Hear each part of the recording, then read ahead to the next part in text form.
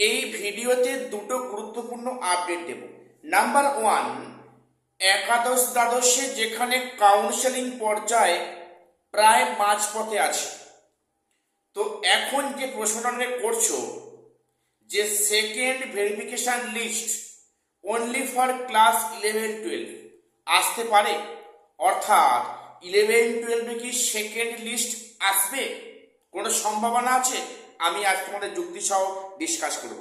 এবং পরেরটি হলো যে SSC group C group D যে পরীক্ষাটা মার্চে হয়েছে তার রেজাল্ট কবে নাগাদ আসতে পারে এবং তার ইন্টারভিউটা কোন মাসে হতে পারে এবং এই ইন্টারভিউটা চাকরি পাওয়ার ক্ষেত্রে কতখানি গুরুত্বপূর্ণ, আমি আজকে সে নিয়ে ডিসকাস করছি। প্রত্যেকের চ্যানেলটা সাবস্ক্রাইব করে দিও এসএসসি এবং বিএসসি গুরুত্বপূর্ণ আপডেট পাওয়ার জন্য। প্রথম আজকে বলি, একাদশ দ্বাদশের সেখানে ভেরিফিকেশন, সেখানে ইন্টারভিউ এবং সেখানে কাউন্সেলিং প্রায় মাঝপথে আছে এবং কিছুটা কোনো সাবজেক্টে কাউন্সেলিং বাকি আছে এবং যে সাবজেক্টে কাউন্সেলিং হয়েছে সেখানে পিভিআর এবং মেডিকেল চেকআপের কাজ কন্টিনিউ হচ্ছে।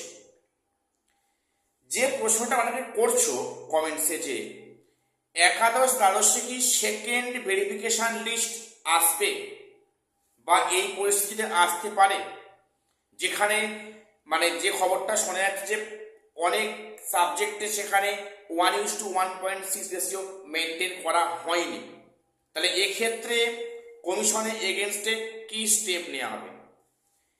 এই বিষয়টা যদি একটু আমরা ভাবি, দেখো একাদশ দ্বাদশে কিন্তু বেশ কিছু সাবজেক্টে 1:1.6 রেশিও ইন্টারভিউতে মেনটেন হয়নি, এটা শিওর।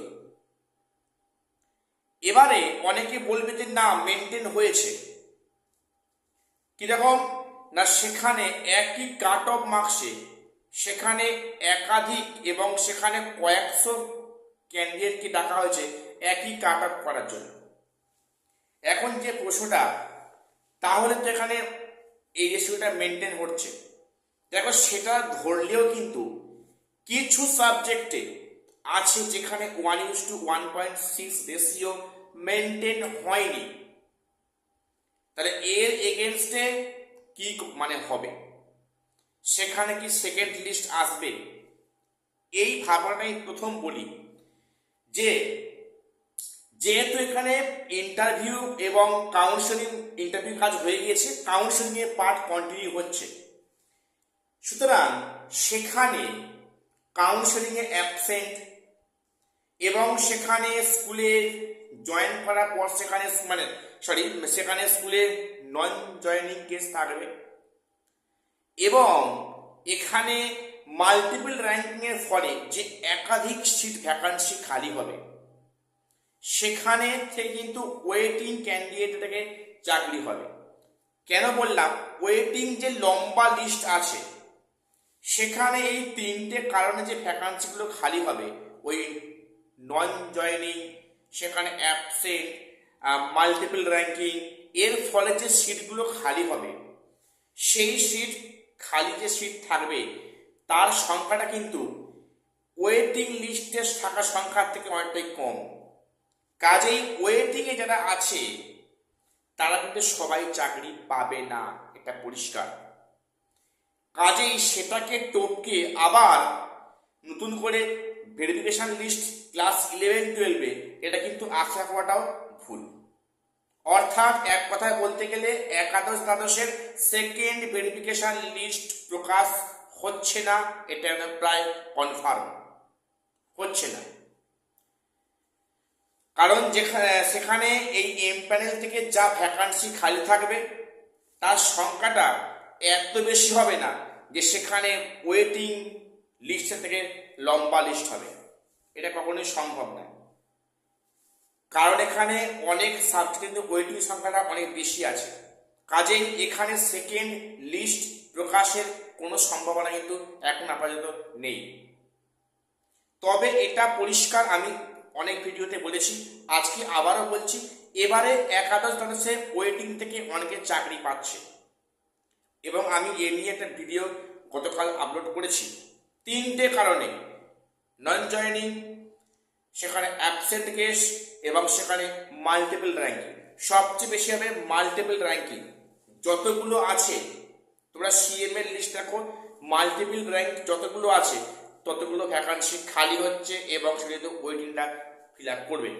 অর্থাৎ এবারে ওয়েটিংটা কিন্তু সম্ভাবনাটা অনেকটাই বেশি আছে, এটা বলতে পারি। কিন্তু এটাও ঠিক নয় যে ওয়েটিংয়ে সবার চাকরি হবে, এই আশা করাটা ভুল। বেশ, এইবারে বলি যে SSC group C group D যে এক্সাম হলো মার্চের 1 এবং 8 তারিখে, সেখানে রেজাল্ট কবে নাগাদ আসতে পারে?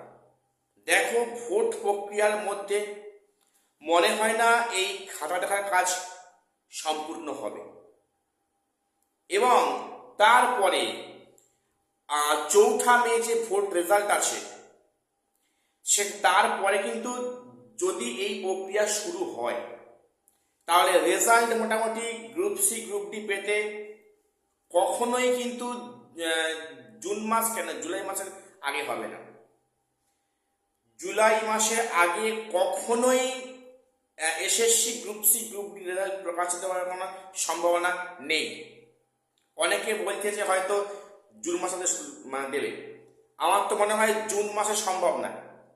জুলাই মাস কি জুলাই মাসের পরে কিন্তু আগস্টের একদম প্রথম থেকে হয়তো SSC group C group D রেজাল্টটা পাবলিশ করবে, এবং এই পাবলিশ করলে পরে সেখানে ইন্টারভিউ টাইপিং টেস্ট রয়েছে, গ্রুপ সিতে টাইপিং টেস্ট রয়েছে।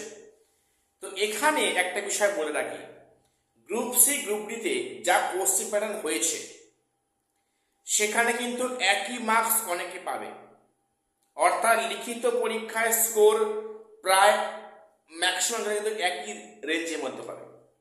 এখানে ডিফারেন্সটা কোথায় হবে? ইন্টারভিউতে। অর্থাৎ এক কথায় বলতে গেলে ইন্টারভিউ যে পার্টটা, এটা কিন্তু খুবই গুরুত্বপূর্ণ SSC group C group D ক্ষেত্রে, এটা পরিষ্কার মানে কথা। অর্থাৎ তোমরা যারা গ্রুপ সি গ্রুপ ডি পরীক্ষা ভালো দিয়েছ, এবং আমি এখানে কাট অফ মার্কস মডেল সামনে উল্লেখ করেছি, ওর আশপাশে যারা আছো তারা কিন্তু এখন থেকে বি প্রিপেয়ার্ড। তোমরা এখন থেকে গ্রুপ সি গ্রুপ ডি ইন্টারভিউর জন্য প্রিপারেশন নেওয়া শুরু করে দাও, কারণ এই ইন্টারভিউ যার ভালো হবে চাকরি তার সে পাচ্ছে, এটা মানে পরিষ্কার। আমি এক্সপিরিয়েন্স মার্কস বাদ দিলাম, আমি অনলি ফর ফ্রেশারদের বলছি যে ইন্টারভিউ যদি যার ভালো হবে চাকরি সে পাবে, এটা পরিষ্কার গ্রুপ সি গ্রুপ ডি ক্ষেত্রে হবে। কাজেই তোমরা এখন থেকে যাদের group C group D exam ভালো হয়েছে, একটা ভালো মানে নাম্বারের মধ্যে রয়েছে, তোমরা এখন থেকে প্রিপারেশন শুরু করো। গ্রুপ সি গ্রুপ ডি ইন্টারভিউটা ভালো করে দিতে পারলে কিন্তু চাকরিটা কনফার্ম হবে। তো আজকে এটুকুই আপডেট দেওয়ার ছিল, সবাই চ্যানেলটা সাবস্ক্রাইব করে দিও এসএসসি পিএসসি গুরুত্বপূর্ণ আপডেট পাওয়ার জন্য। আর শেষ করলাম, দেখা হচ্ছে পরে কোনো ভিডিওতে।